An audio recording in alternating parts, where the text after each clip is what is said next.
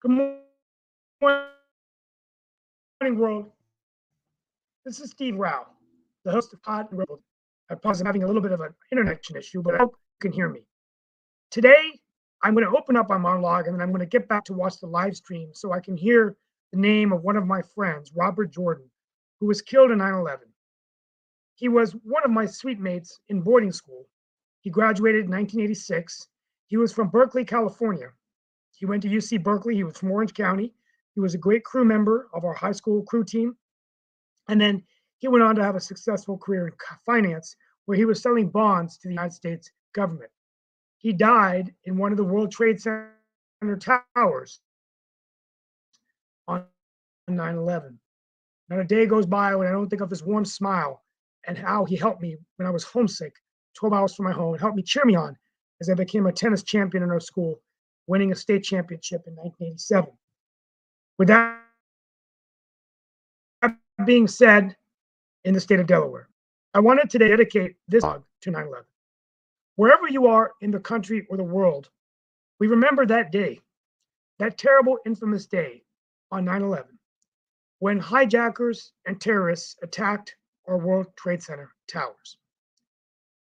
At approximately 8:45 a.m., the first hit began, and the last tower went down shortly after 10. I may have my times a little bit off because I'm going from my memory, but it was a tragic, tragic day in the history of our nation. 3,000 Americans dead, mothers, fathers, brothers, sisters, nieces, and nephews. We're hearing their names right now live from the 9/11 memorial in New York City. Now, in addition to 3,000 dead, since the 9/11 wars, we lost 7,000 American soldiers. Between those years and now, over 3 million of our American citizens enlisted in the military. Many of them, including Senator Tom Cotton, actually did it. He was one of those individuals that did it right when he saw the planes go in the towers. They enlisted in the military. We want to thank those brave soldiers for what they've done for our country. We want to thank them and we bless them for all the sacrifices they give. Veterans, first responders, those who lost their lives, and also for those Gold Star families who lost loved ones in any of the 9/11 wars. We pray for you. My final thought is this: as we remember 9/11 and remember those who have died for our nation, I remember the words of President Lincoln on the fields of Gettysburg, who said that these dead shall not have died in vain, and that we give increased devotion to that great cause for which they gave their last foremost devotion. And that cause is freedom. Like the people of Ukraine remind us, freedom is worth not only fighting for, but dying for. And that's exactly what Americans have done from all walks of life. Strangers and neighbors coming together to help rebuild the New York City skyline, to heed the words of our President George W. Bush, that I hear you, we hear you, and the entire world hears you. Today is also National Day of Remembrance and 9/11 Remembrance Day. It's also AmeriCorps Day of Service. And here in North Carolina, to activate good, organizations are doing everything they can to bring people together to do community service. I can't think of a better way to celebrate 9/11 than serving others. This way, we can build bridges with each other. And perhaps during these turbulent and divisive times, also celebrate a new birth of freedom. The land of the free. God bless each and every one of you. And God bless the United States of America. Mark, please join me now in the show. I'm going to go back to the live stream so I can hear my friend's name. But that was my 9/11 monologue, and I hope you were there. Thank you. Yeah, I definitely remember 9/11. I was actually going to get a photographs for WNCU on that particular day and actually heard the announcement on a car radio. So actually I had some kind of interesting thoughts because, there was being in the field of entertainment and everything. I was wondering whether it was an actual attack or whether it was a thing like War of the Mark, I'm Worlds going to or be right something like back. that. Go ahead. You go. I'm going to listen to the name of my friend and come right back. Okay. Yeah, no problem. So, like I said, I definitely remember that day. And as I said, I was on my way to WNCU, which is a radio station here in Durham, which is actually still on the air. It is actually connected with North Carolina Central University. And like I said, I heard those names.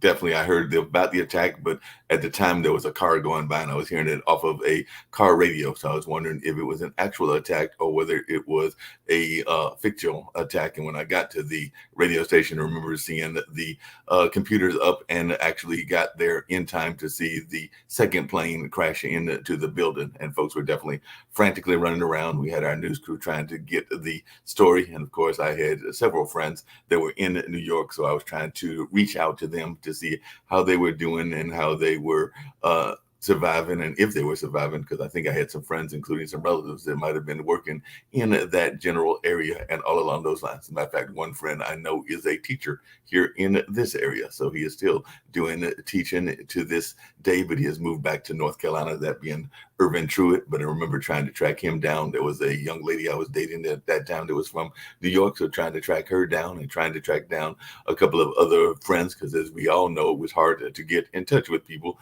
in New York at that time and all along those lines. And ironically, I think I was about the rough age, because I always forget exactly how old he is and everything, of Shaquille at that time, because I would have been around 39 or something like that, since it was 22 years ago and all in that space. So definitely do remember that moment and all along those lines. And of course, frantically trying to find friends and make sure that they were all right. And as best I can tell, most of my friends did make it out on that fateful day, but some of them had lost some people in their lives as well. As a matter of fact, a cousin was actually, I want to say, at the Pentagon at the time, because he was military, and he is still now working on stuff. As a matter of fact, we had him on our show recently because he was actually working on, of all things, warp technology. He and a friend are working on warp technology. But at the time, Emmett Spurlock, my cousin, was in the military, and I want to say he was stationed at the Pentagon and all along those lines. So that was one of the attack sites and that kind of space. So definitely, Shaquille, I know that you were probably a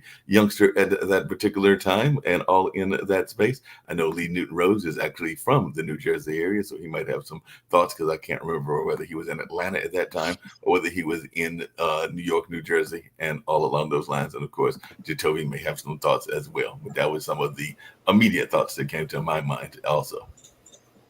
Well, I was 17, so it was not a lot. It was sort of shortly before my 18th birthday, because I'm born in December. And I remember I had the TV on in the background, and I was trying out a new trading strategy, and I was sort of, using a play money account to trade with, and I saw something on TV that said America under attack. And I just remember looking at that going, oh, that looks really cool. I'll go see that movie. Looks great. I didn't in a million years imagine that was a real story. And then when, like sort of half an hour later or whatever, I changed the channel and it said the same thing. And I changed the channel and it said the same thing. And I went, oh, and that pretty soon got my attention. So, it was, it's such a momentous thing. It changed, I think, a lot of things for people, from the way that you fly, the security, obviously we've had this long war. And although it affected Americans more than anybody else, I think the effects of September 11 were felt all over the world. And it was a sad time. And just to touch on the race issue, obviously, people can't tell the difference between the way that I look and perhaps the way that some of those terrorists look, especially Osama bin Laden. And, there was a difficult time there for people like myself and family members of mine that are Muslim who, felt very, felt as though society was not as agreeable to their presence for something that they had nothing to do with. And that was a difficult moment, I think, for many of us. I can definitely relate to that and everything. Like I said, that whole notion of it being fantasy, because like I said, literally when the car went by, I had a War of the Worlds moment. So if folks remember that fictional movie and everything, that's what I was thinking until I got to the radio station. And like I said, our news crew and other people were running around frantically. And that's when I realized it was the actual thing and not, as you said, a movie or fiction, because that was my first thought. Because, I mean, it's a car going by and you're in an announcement and you're not sure if it's somebody that's doing a dramatic take, kind of like War of the Worlds and everything. But to see the reality when I got to the station, and then to frantically try to reach those friends, because as Lee knows and other folks knows, the communications to the places that were hit, whether that was DC or New York, was not happening, and a lot of people were frantically trying to get across the bridges. Because I want to say that the friend that I referenced, who is still around and everything, was actually one of those that was trying to get back to his home area, because there were people frantically trying to get across the different bridges that exist in New York and different other places to get to what they perceive to be safety and all along those lines. But Lee, I think it's great that Facebook and things like that, you can hit that I am safe thing when there's been an event. Mark yourself safe. Yeah, make yourself safe. But I'd say, like, for all those bodies that weren't able to be recovered, for those poor people, and you can listen to some very, very harrowing 911 calls on that day, where people jumped out of those high buildings so they didn't want to burn to death and things like that. I can't imagine being their family members and how horrible that would be. And, it's one of those things you don't really talk about when you're in New York. But, the couple of times I've been there, I have spoken to people who have lost people in those towers, or who worked for the, for the fire service. And, there's just, it's tragic. It just hurts so many people. And I just wish that we didn't have this world where we go into other countries and cause all this misery, and then they, try to attack us, and it just keeps going forever. We really need to, as a species, get our act together and maybe have a bit more love and affection for each other than what we do. Yeah, we can definitely agree with that. I want to hear what Lee's got to say and everything, but even along those same lines, I definitely need to agree. We got to have more love and affection and do things in that space. I do think about some of the people that have told me stories similar to what you were mentioning, but they were the ones that were, you can call it fate, you can call it providence, you can call it whatever you want to, but they were, for whatever reasons, not at their usual space that they would have been at. They might have called in sick, they might have had something happen, but they were not there when the attack happened. And some of them may even have what some people call survivor's guilt, because they were able to escape, and definitely in some cases they might have had a premonition of something going on, or they might have, like I said, just had something that happens in life, like being sick or having a kid that is sick, and all in that space. But that is something that I've heard people talk about even to this day and everything. But Lee, any thoughts? And Jatovia as well. Yeah, I have a whole bunch to say. First, I'll start off. It was a horrible day for humanity, not just for New Yorkers or for America. I think for humanity in terms of what happened. It was a very, very sad day. That's one. Two, as far as America is concerned and Americans, what happened on that day was something that was unique. Was there was no Republicans and Democrats, no left, no right, what have you. Everybody was just an American. There was a unity, whether in Congress or whether in the country, that people just felt the walls went down, the walls of hatred, division, what have you, and just people just felt one another, each other's brother. So there was a positive thing what unfortunately that has gone away. And no longer do people feel that unity. For another side, and this is something I want to pick up on what Shaquille was saying, and this is something I don't think maybe we need to speak about, what have you, in terms of whether it's terrorism or it's riots, what have you. Your AOC said, some people did something on that day. No, we have to call out who did what. And with Shaquille, the reason I mentioned your name is because you mentioned that we go to other countries and we do things that maybe we shouldn't do. And I agree with that. But that doesn't give people an excuse or a reason to come back to America, totally innocent people, non-military reasons, people just going about their business, and blow up targets like the World Trade Center. Wait, Lee, this is going on right now. Why are we not upset about what's going on in Ukraine? I know in terms of what? The terrorism. In other words, the thing is, we're because it was hitting home, we're sitting and crying because it was the World Trade Center was in our backyard. I guess we sit here today. I agree with you. Terrorism anywhere, even if it's not American, right now, the horrible human beings of Russia are terrorizing people in Ukraine that have nothing to do with anything. I hear your point, and it baffles my mind that UN's not saying anything about it. The press isn't saying anything about it. China says it's okay. India doesn't care. I mean, North Korea is humans just stay quiet, regardless of who it is. Horrible human beings exist today, and they're in a place called Russia. So the Nick, terrorists Nick, on the So, Russian. so Lee, they- I'll just respond very quickly though to what you said, because I've taken the opposite side and played the devil's advocate, so to speak, on almost every issue, from criticizing the banks and then arguing for them, from criticizing tech companies and then arguing for them, criticizing media and then arguing for them. What I will not do is argue on behalf of the terrorists and people that wish us ill. I'm not going to do that.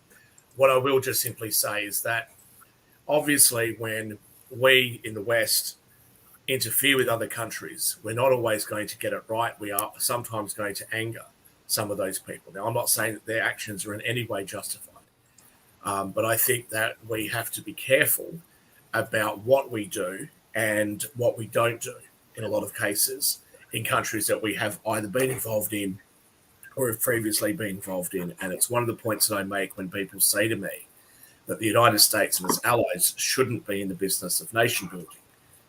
Well, if we're not going to be in that business, who is going to be in that business? If we're not going to use military force to make sure that other countries are not abusing human rights, for example, then who is? We either have to help or not help. And I think it's unfortunate that when, for domestic reasons, we've gone into a country and then for domestic political reasons, we pull out of a country or we end a program in a country without any care or consideration for the damage that we're causing, there's going to be some blowback, as they called it back in those days. There's going to be some sort of response, and sometimes that response will happen decades later. And Afghanistan and Bin Laden, he didn't just come up here overnight. This was a problem that I think the US government and its allies were aware of for quite a long time.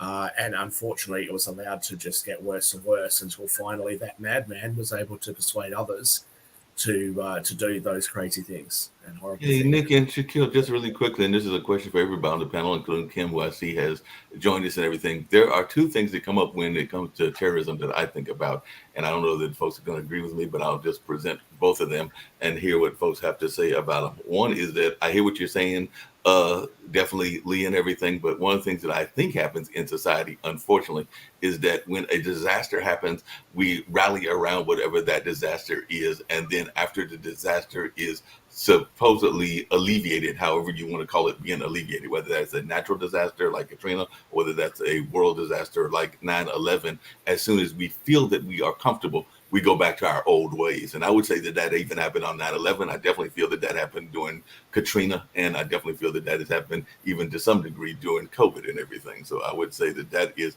something that I am sometimes not as pleased as I would like to be about overall humanity and all along those lines. And then the other point that I'd love to bring up and hear folks' thoughts about is that, and it kind of comes to what you said, Shaquille, is that we already knew about a lot of these folks, and they were our allies, and we actually helped and kept them up and all in that space. I think about Noriega down in Latin America. I think about some of the African leaders. I think about some of the even Asian and European leaders that they are quote unquote on our side. Then we even supply them with some of the military that is then turned against us and everything, because we see them as a strategic ally and all in that space. So I don't know what folks have to say about that, because there have been a number of strategic allies that literally, turned their backs on us, stabbed us in the back, however you want to call it, and everything along those lines. But they were not perceived as problems because they were a strategic ally in the bigger picture, or the bigger world picture. But if anybody has any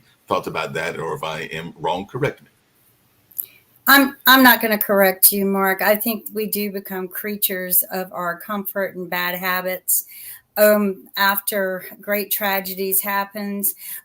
During the tragedies, we do pull together and we do unite. We saw this during 9/11. We saw this during hurricanes, the tsunamis.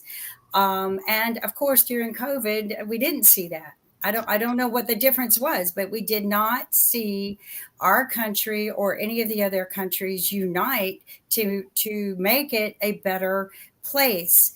We divided greatly and have maintained that division.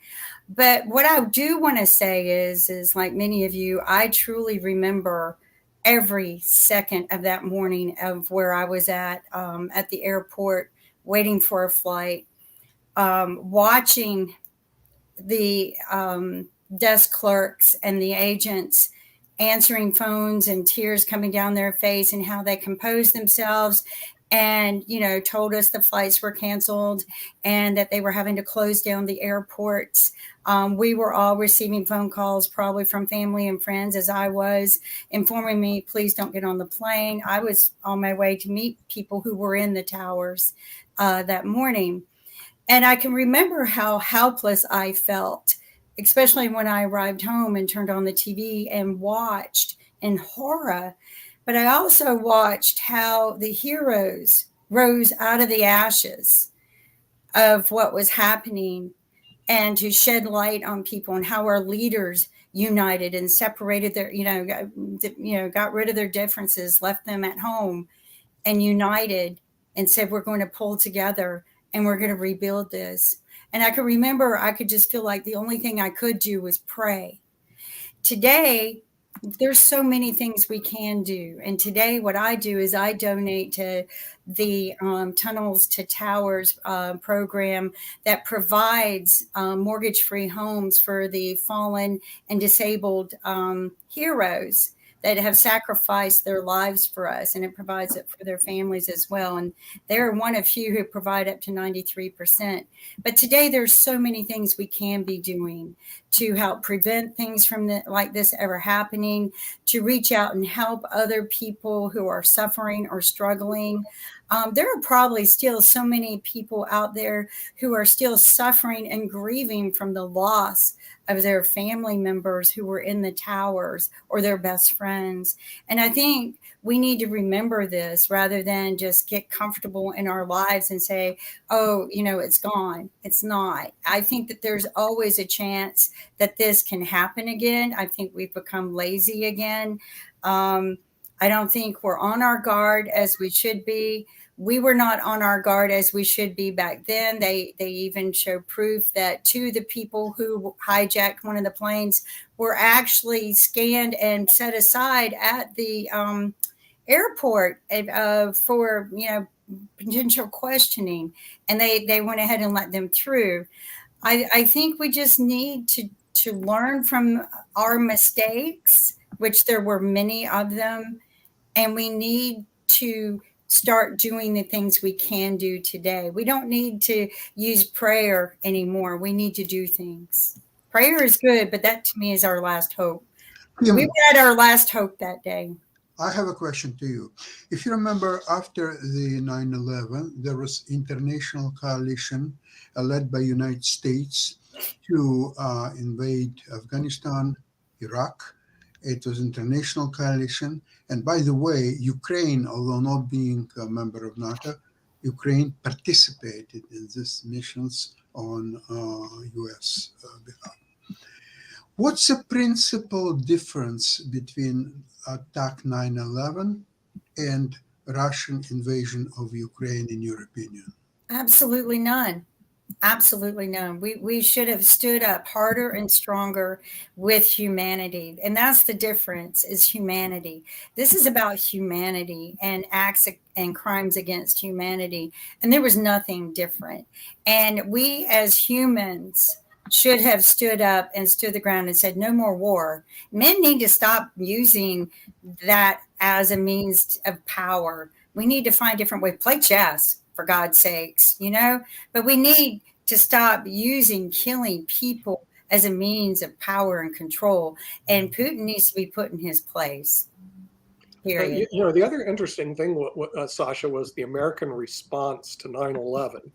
Okay, remember, everybody, and I'll do like Chris Greco said again, everybody who flew the airplanes were from Saudi Arabia. They were not from Iraq. They were not from Afghanistan. The American response was not to attack Saudi Arabia or threaten the Saudis. They went after Iraq. Now, why did they go after Iraq? There's a theory, which may be true, that George Bush Sr. had an attempted assassination by Saddam Hussein in Kuwait. Yeah. And in retaliation, George Bush Jr. decided to attack or create a pretext to attack Iraq. In other words, it was all fake. So the response by America may not have been the correct response. And we They also, did not go after the country or the and we- people in the country where they came from, Saudi Arabia. They jumped to Afghanistan and Iraq when it was you were all Saudis. Talk to me. Why Nick, they were Saudi citizens. Were they representatives of the Saudi government? No, I'm not and we saying forget that. that There were 7,000 no died in the wars. Iraqis. 7,000 There were no died in the wars. Iraqis aboard the planes. None. So Well, my question is, I want to why add is something. Saudi paying for They it? came over here, Nick, and they took pilot lessons, how to fly major aircraft. And in our they own came over country and as got the lesson citizens for of free. Saudi Arabia. Right. Why is Saudi Arabia getting a pass on this one? That's talk to me. Well, right. Man, why are they getting a pass? I agree Part with of that is what I just said, is that Saudi Arabia is considered a ally, considered an oil ally, and all in that space. So that is part of the reason of the pass. I've stated that there are other folks that have had passes, whether it is importing various drugs or whether it is importing other things, because they are seen as a ally and they are seen as a strategic pawn, to use y'all's chess analogy and all along those lines. So they are seen as a strategic pawn in the game of life and in the game of geopolitical activities and everything. So a lot of times those that are more powerful get a little bit of a greater pass, particularly if we think that they have more influence on our government and on our decision making and all in that. Well, okay, that's not good enough, Mark. Remember, these people came in, and Kim, you can't give them a pass saying they didn't represent Saudi Arabia. They came in as citizens of Saudi Arabia to take pilot lessons in the United States. That's right. They do not get a pass, because the thing is, and Saudi Arabia doesn't give a pass. If this is who we're issuing passports to as citizens, and America turns the blind eye, which they did, all our leaders did, because of what Mark said. Oh, they have oil money, so they get a pass. They don't get a pass. The real problem, again, is American leadership. It's weak. George Bush Jr. was weak. George Bush Sr. was weak. And they didn't put the blame on where it should have been, which is Saudi Arabia, because we're just too weak. Oh, they have oil money.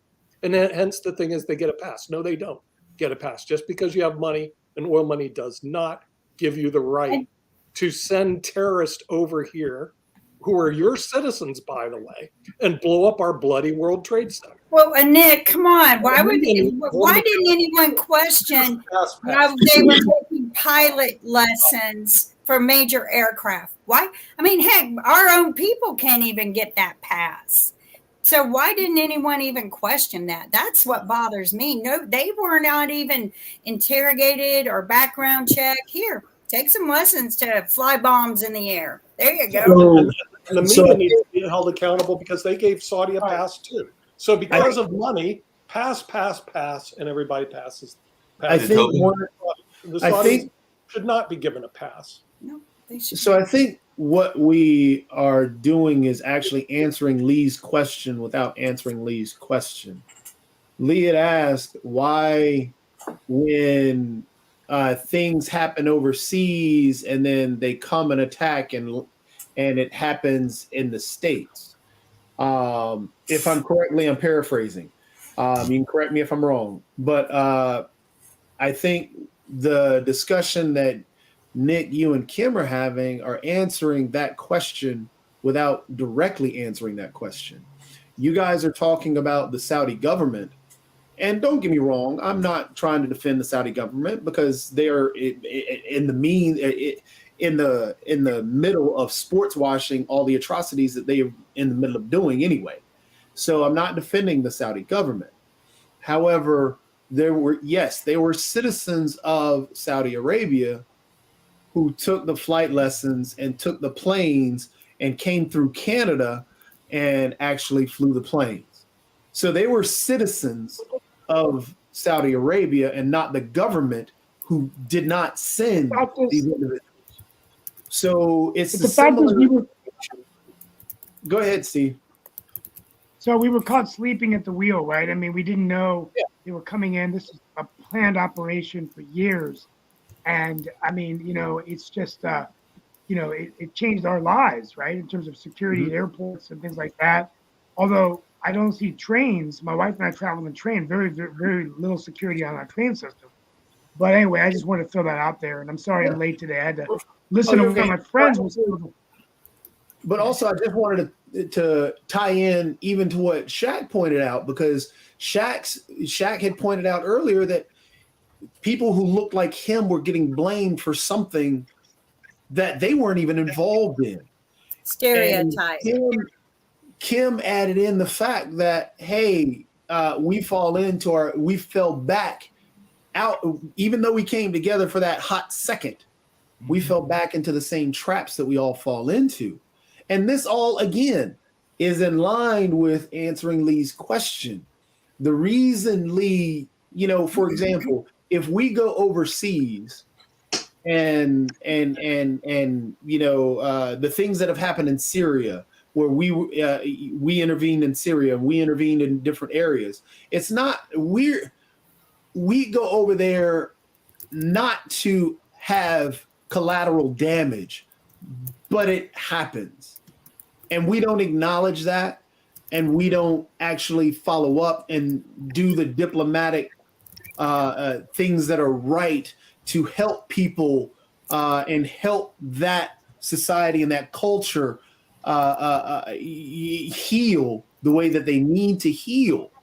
And we don't, there are a few times where we have, but when that happens and that collateral damage happens, or if one of our soldiers ends up doing something poor or something bad over there, then of course those individuals are saying that it's the U.S. that's doing it. And it's the U.S. that we hate. We must burn the flag of the U.S. now.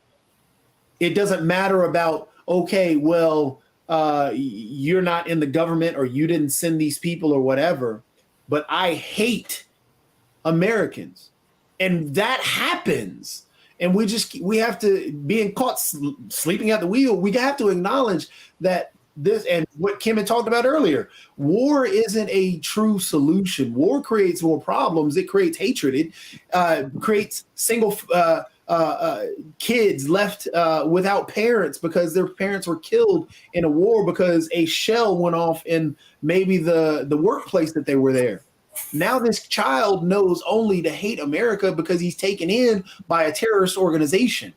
And that just breeds more terror. So, yeah, I mean, to answer your question, I guess that's all we're doing right now is answering the fact that this is how it's built. This is what breeds that hatred that leads to others killing others just because they are American, just because they look similar to Muslim.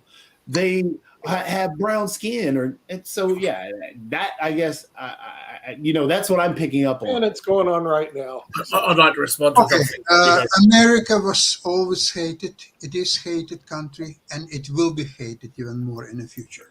It's not something Americans should be concerned about. America has to be fearful. People have to fear America because America has to defend its way of life. It has to defend the dollar, the currency, which is controlled by America. And if it's not in a position to defend it, America will become just a regular country like many others and be lost probably the major attribute of the world power, its currency. So America has to do everything to defend its position as a world leader, the currency leader, the culture leader, the economy leader, the military leader. It has to defend all its position. Otherwise, it will go backward. It will go to nowhere. It will become just an ordinary country. And with all these internal problems, the racial problems, the financial problems, and many others, as an empire, its days are numbered anyway. It will dissolve in 500 years, maybe in 200 years. Well, I mean, but I don't want to see that in the next 20 years. Okay. I'm just curious. I'm just curious for this show. I just want to get a sense of where everyone was during 9/11. We're going to start with Shaquille and go up the row, but where were you when 9/11? Yeah, I already did that statement when you were away. I just want Anyone else? to come back. I just want to come back very quickly on a couple of points, so before we move too far away from it. In relation to criticism of the United States, that's why I've always on previous shows sort of railed back a little bit against this, because it breaks my heart to see Americans in America burning the American flag. It breaks my heart to see this anti-American sentiment as if there's nothing good about the United States. The United States is, if not the most important country, one of the most important countries that's ever existed, and has done a lot of good. But people focus on the failures, but don't criticize those nations that didn't do anything, that haven't gotten involved in any of those issues and have just turned a blind eye to human rights abuses or other issues. And just in relation to the criticism of George Bush, there was a very interesting book that I read many years ago. I believe it was called The Top Gun of Wall Street, and it was a retired Top Gun who ended up working on Wall Street and trying to apply some of the military lessons that he learned to financial organizations. It was a very interesting book, but in that book, he talked a lot about what had gone on. And he talked a lot about, when Bill Clinton was around, about the centralization of military decisions and the centralization of power to Washington instead of being left to the military. And you actually had, for a very long time, according to him and according to that book and according to many other sources that I've spoken to or read about, you had a very, very demoralized military. You had Saddam Hussein, who was breaking international agreements, that was shooting these missiles and rockets and things at American planes and American aircraft. And the Americans, were like, okay, well, let's shoot back, and were always ordered not to. And every time that they were told that they were going to go in, there was a political decision made in Washington not to. And over time, these things got worse and worse and worse. We know what the ultimate result was, that we all actually ended up going into Iraq and eventually into Afghanistan. So, I don't think that these issues are simple. I don't think that there's a simple answer to it. But I think that we have to be proud of the countries that we have, that we're part of, what we are, for all of our warts, for all of the problems that we have, for all of the vision. We should be proud of our countries and their history. And if we only dwell on the bad stuff, it's hard for especially young people to actually have that faith and admiration and respect for the countries that they live in. Just to push back on Sasha's rule of fear, it's true, fear motivates, but also that motivation creates a lot of hatred for others. So it's in terms of defending the U.S. and its stance in the world, it should not be a defense through fear and a defense through, hey, be afraid of X or be afraid of this, or, hey, we're coming for you. It can't be that. Fear creates a lot of bad stuff. Giancarlo, let me ask you this. If it's not for fear, why do you think Pentagon needs $1 trillion annual budget? It has to be for using for all necessary actions around the world, including Ukraine now, where it spends. There's a difference of being prepared and being. No, you don't. So why don't you put $3 trillion or $10 trillion? Why only one? Again, it's a difference from ruling in fear and being prepared. Being prepared for something is what we should always be. If Not people fear you, how we talk about you being don't have to slept, be being worried asleep at the about wheel. being prepared. Be If people fear you, they No. will never think about attacking No, you. that's So ridiculous. the fear That's is the ridiculous. rule of the game. That's People ridiculous. have to be If fearful. people are afraid of you, then people will think of ways to take you out so they're not afraid of. Well, if you applied that to domestic issues, I don't see very many people when when Mike Tyson's walking down the street saying, "Oh, I'm in the middle," somebody who's drunk and belligerent. I don't see them going up to Mike Tyson and saying, "I'm going to get in a Mike fight with Tyson you." got into a Right. fight in the street and went to jail. Not many people would No. go up to him. Not many people would go up to him. I know you want to try and pick on any example I'm going to use. I'm just going to go with it Because anyway. it doesn't, the logic doesn't work. Toby, fear is something that stops a lot of people from doing bad things. And of course, if you're going to have diplomatic, The man hunted Can I people in finish? Florida and Can I shot a finish, bunch of Jamie? people in Florida because Can he I was finish, afraid Jamie? black people were taking over. The man went into a church, shot a bunch of black people because he was afraid of black people. So fear does not work. Fear Can I now- creates hatred. if I could now finish. I So when think you we go can into look at countries as history. a diplomat, I when you think go we into can look countries as a at diplomat history. and you're trying to negotiate with countries, it's often a case where you are able to achieve the things that you can achieve by the fear of what might happen to them if they don't comply with more international standards, and two, the fear of what economic ramifications will be of the decisions that they make. And you can shake your head all the time. You don't negotiate with governments. So I'm telling you that the diplomatic corps of every country say this, that they need to have a strong military to back up their diplomatic thing. If you're shaking your head, please show me where the diplomatic corps doesn't say that. What is the definition of terror? I So think we can that's got look nothing at to do with what I history. said, Toby. What is the definition of terror? Terror We deals in fear, right? Terror. I think we can reason look terror- at history and see how they manipulated people to commit the acts of terror. You can go all the way back to Pharaohs, Caesar, Pontius Pilate. You can look at Hitler. You can look at the religions that convince people to commit crimes against people, the witch trials. They all used a certain factor that is known as prejudice, hate, and instilling fear, because these people, they showed them that these people went against their common social norm. I did a lot of research on this many years ago, and it's just interesting to me how you can manipulate the minds of people, especially in religions, utilizing this common social norm factor, saying these people don't meet our common social norm. Then they establish a prejudice, then they establish fear that if they come into our lives, it will cause us to lose what we have. And that's how they unite people, is that word. I mean, that word stuck in my brain big after I did some courses in that area. But the common social norm of people, and then they establish fear, like you said, and terror. Terror is fear. And I mean, the wars that we have seen, back in, the days before we think people were really civilized, where they were having wars against each other in countries, the Irish against the Scott, they're just. Check out the irony here. Check out the irony of our conversation right now. Our conversation was a discussion. A quick thing.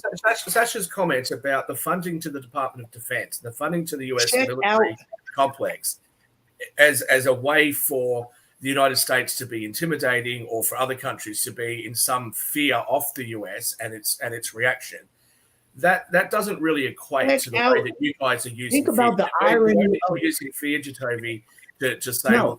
that the church shooting in Texas by Dylan Roof happened because he was, fearful of black people. That's not Right. really an equivalent to what Sasha's talking about with It military. actually is, Jack, and this is what. And think about what Kim just talked about: how the countries and the leaders and the individuals utilized fear. If you just look at our country alone, for example, how the irony of our conversation. When we talk about 9/11, we talk about how everybody came together. Did they come together out of love for one another, or did they come together or separate at the end out of fear and go back to our old selves of, I'm going to fear the brown people because the brown people may blow up my car or my building, or but- I'm going to fear this country because this country has these individuals that are going to blow up my thing. That's what Or we that religion.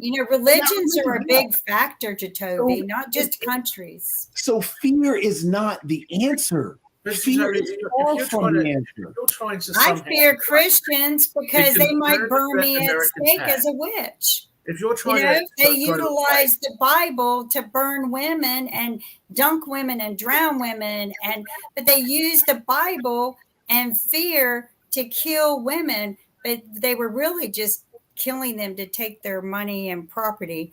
But they did this to manipulate the minds of the people in this community community by utilizing the words of common social norm. They don't fit our common social norm. These women are different. Hey, And then- Kim, hold on a second. Kim, Explain. hold on a second. Along those same lines, I'm wondering, and this is slightly deviating, but not totally deviating, if it's not just fear, this whole conversation is around fear, but it's also around a sense of family. I mean, if you talk to people, and like I said, I've had the pleasure of working with folks that have dealt with this. I think you have as well, Shaquille. I know Jatovi has, that have dealt with gangs and everything. And part of the reason that folks get involved in gangs, don't care whether they're brown, black, or white, is that because they want a sense of family. And I think that we even saw that during 9/11 with this need for a sense of family, because they will say that they're not getting enough of it at their home front, whatever that home front is. So then they want a sense of family, and that's where the gangs come in place. And I would argue that that is part of the fear conversation as well. But if anybody wants to push back on me on that, please do. But I would argue that It's part of it's probably part of their reason to make a quick buck. I just want to come back to Jatovi. If you're going to try and equate some sort of race thing here, look, I'm at not the end equating of the the race day, thing. at the end of the day, Middle Eastern Muslims attacked the United States, and shortly after, there were attacks in Spain. There were attacks in other parts of the world. There has been an increase in Islamic terror around the world. It is not racist, in my view, and neither is it Islamophobic in the way that people are saying it, for people to be concerned that there is a group of people that may have a radically different view of the world and radically different values than the ones that they have. But the alternative is to do what? The alternative is to actually punish Muslims who actually have left those countries and sought refuge and sought the ability to have a better life in a Western country by ignoring, like the UK has done, and in some cases the United States has done, but more so places like the UK and Canada, by ignoring the bad parts of those communities. I know that most Muslims, for example, will totally reject the ideas of sexual abuse of young girls, or totally reject the idea of going in and shooting people or running people over in a car, or those sorts of events that we think about when we think about terror, or what's happened in France on a number of occasions now. Most Muslims will reject those ideas. But when we've seen that in the UK, where the police have said, we're not going to even investigate that because we don't want to offend the entire community, that's the sort of thing that's really harmful. And that's people within that community that try to call it out. And all of a sudden, they're somehow told that they're the pariah. I think you completely missed the whole thing. So Why do you say Middle East Muslims when it was citizens of Saudi Arabia? Yeah. Saudi Arabia in the Middle East. Saudis a pass over there. in Happened to Australia. be Muslim. They were, I mean, It's Saudi Arabia in the It Middle East. happened to be Muslim. We The say problem, citizens of Saudi Arabia, and say this, it. and not Middle Eastern Yeah. Muslims. what is Please. really interesting here, Bin Laden- Shaq, Bin you Laden- pointed out, You're saying like all the Muslims are in the You- same category. Nick, you actually Nick, pointed Replace out, Saudi Arabia with New Yorkers. Let's say they were all New Yorkers. Would you come You- after New Yorkers? The thing is, Here's you the irony. basically, you have to. They have to take some responsibility. You can't if you're an American That's citizen. appropriate. I'm sorry. If you travel overseas, Lee, and you're an American citizen and you commit a crime, you are actually, whether you like it or not, representing the United States of America. Okay, they, whether they like it or not, are representing Saudi Arabia when they're over here, and we are doing the wrong thing, giving Saudis a pass. And Shaquille should not say Middle East Muslims because they're not. Nick, hold on a second. Nick, hold on a second. Hold on a second. One of the things I'm going to ask you, There is back to one of our other topics. there is a Hold lot on of a second. Nice with Nick, Saudis. but there is a lot of anger and hold on a frustration second. at Hold on a second. what people in the Middle Please East don't give are them a saying. pass and run off and kill There Iraq. is a lot of anger and frustration from people that live in the Middle East towards what they feel is the West, The Middle East which is is huge represented by the United and it's States. diverse. The West's interference in their issues and the issues of their When, region. when did And we I know that interfere from with people- Saudi Arabia's I know issues? that from people that are Iranian, that are from the UAE, that are from the Qatar, UAE and Bahrain, Saudi Arabia are from different. the entire region, right? Not least of which we'll talk about Palestine, obviously.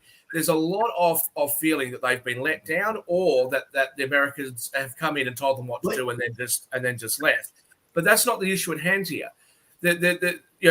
Sasha brought up about the military being so well funded because of fear, and then Jacoby brought up this racism thing, which I am not going to buy into. Incorrect. You didn't Because even I listen to my don't- comment. I Then, did if you listen just go to you, straight Jacoby. there, I I point did out listen. that preparation is different from fear. There's a completely You different said- thing there. you said And then that on top of after- that, Shaq, your You said that response after and your people report came to together, everybody after is people came that together in the United States, Muslims, we should that the way that the Muslims are treated, we shouldn't treat them that way, which is correct. But why are they treated that way? Because I don't.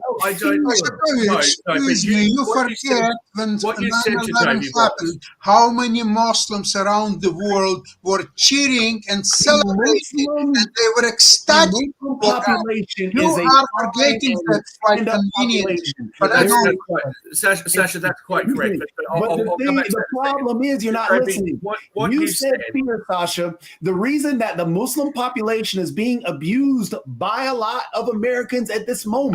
That's is not due true. to Nobody was fear. abused. No, they're abusing themselves more than anybody else. They were slave owners. They were who were abusing their own people. And you're forgetting that and saying, oh, they No, were abused not by at us. all.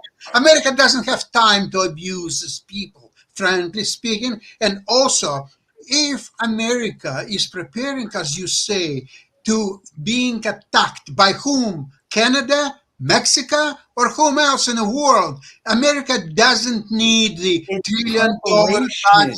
It could do with $100 billion budget just as well. It's Preparation. enough. It's enough to get away from Canada threat or from Mexico or whoever else. Preparation is Let different. America. Preparation You is made a different. from- comment. What preparation to what? Explain. Put it on the table. Jacoby, you made a comment Sure, that actually, America came easily. together.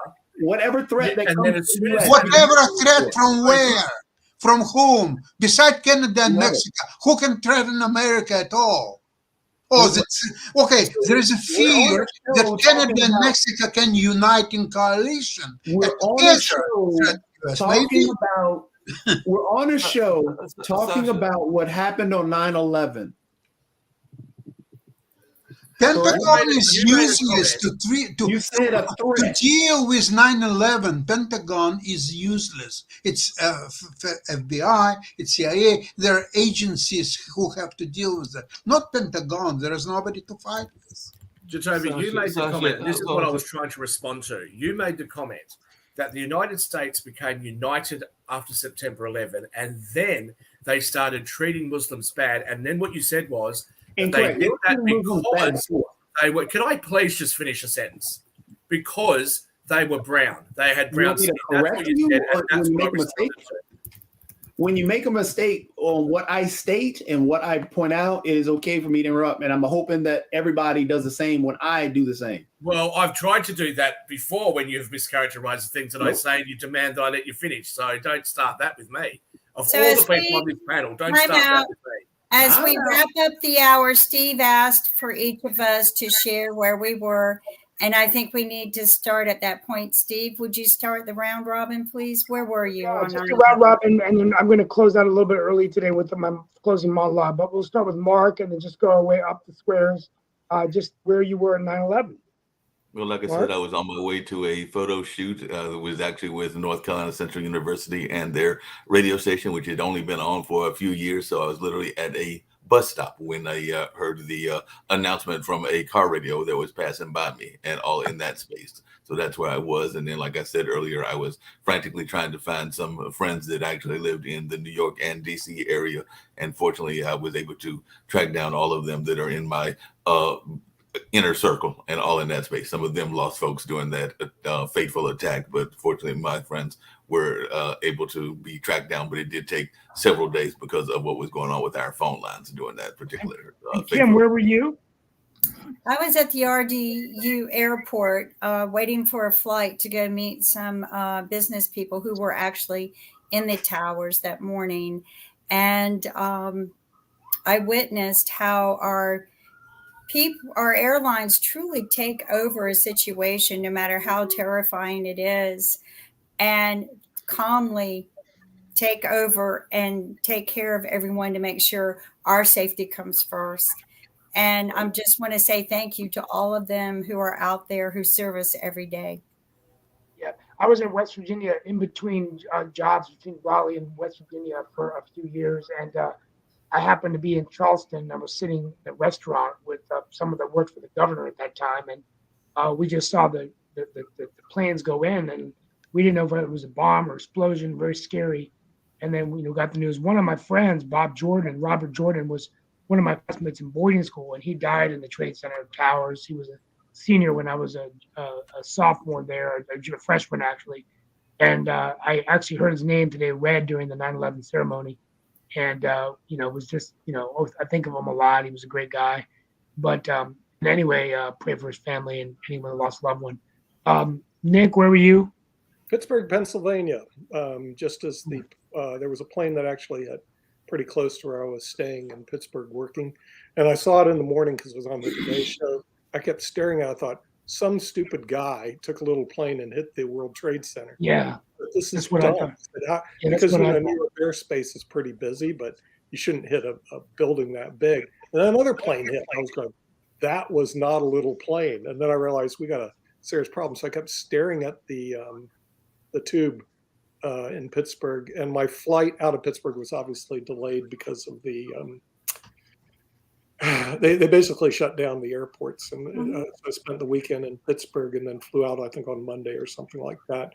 The airport when I flew out of Pittsburgh was empty. I mean, there was nobody there, but I had to go back to school, so I took a plane there. My brother was in New York the day before that happened. He was at the Marriott right across the street, and he took a flight out. It shows how these things can quickly hit home, which is what they did. Obviously. Now, what is the message that we got out of this? What were the terrorists trying to tell us? That we can make you guys feel uncomfortable at any point in time. I still don't get the message unless all I can. We only have a minute left, guys. So Sasha, real quickly, where were you? We got I was in London, England, with two of my friends. We were waiting at the airport, boarding of a flight back home. I phoned to my wife, says that everything is on schedule, and she was hysterical. She was telling me that you don't understand what's happening. All Manhattan is being destroyed. The bombs, it's a war. I couldn't believe something. And then I started to look around, and I noticed that all U.S. destinations planes were all canceled. Canadian one was still marking the boarding is delayed.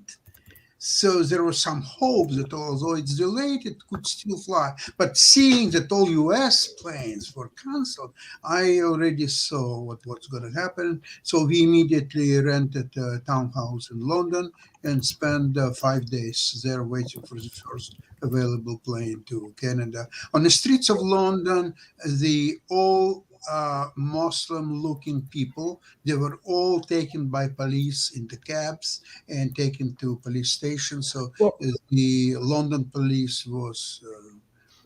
because we're out of time, Jatovi and Lee, we're going to go ahead and we're going to get you tomorrow. If you could, Mom, we only have a minute left. As we close out the 9/11 show, I want to thank you all for being with us today. On a positive note, what we can remember from 9/11 is how our nation came together. Strangers and neighbors coming together to help each other, first responders sacrificing their lives, the military, 7,000 died, but over 3 million enlisted in the military. And what I want to encourage everyone is today is a National Day of Remembrance and Service. It's also Patriot Day. And one way you can do that is through AmeriCorps. Find a community project, locally activate good here in the Triangle. Lots of community projects. I can't think of a better time for us to honor those who gave their lives after 9/11, who lost their lives after 9/11, to serve others. Find a project, do what you can today and this week. You can go to AmeriCorps.gov, or you can go to Activate Good here in North Carolina. And, building bridges with each other during these times is how we might even be able to come together during these very, very divisive and turbulent times. We'll never forget 9/11. We thank those who are joining with us today. Remember this terrible day in American history. And we pray for any family who lost a loved one, friends, families, anyone. God bless each of you. God bless the United States of America, and wherever in the world Thank you so much for being with us today for this somber 9/11 edition on Roku TV, on TV's World Edition. This is Steve Rouse signing off on September 11, 2023. We'll be back tomorrow for another show. Thank you all so much. And we have a new show starting. Mark will be announcing that later today and tomorrow at 5 o'clock, World Politics. Thank you all so much. Be safe wherever you are.